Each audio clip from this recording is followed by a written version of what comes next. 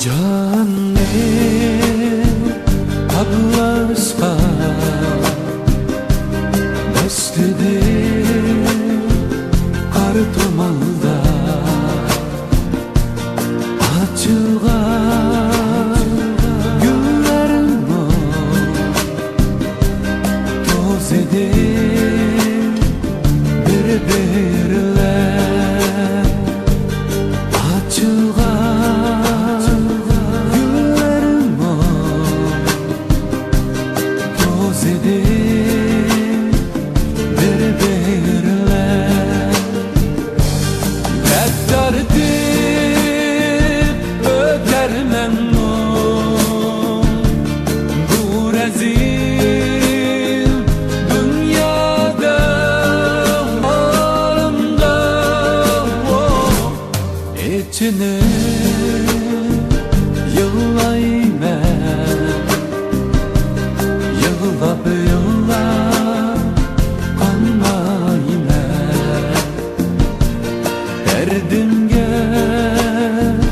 dermanı yok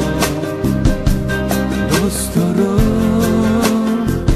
kalır sen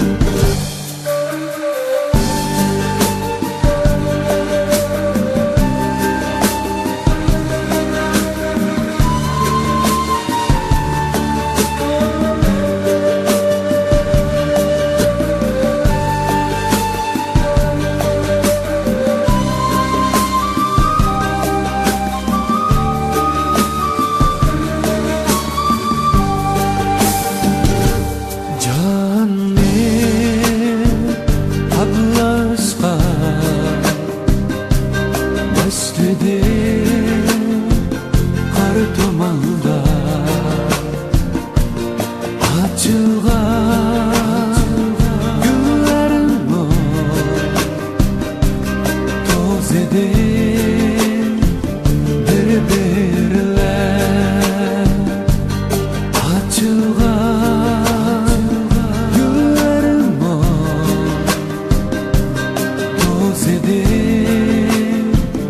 bir-birler Gaddar edip öter memnun bu rezil dünyada kim kelip yetti meni kaygılı halımda içine yıllaymen yıllap yıllap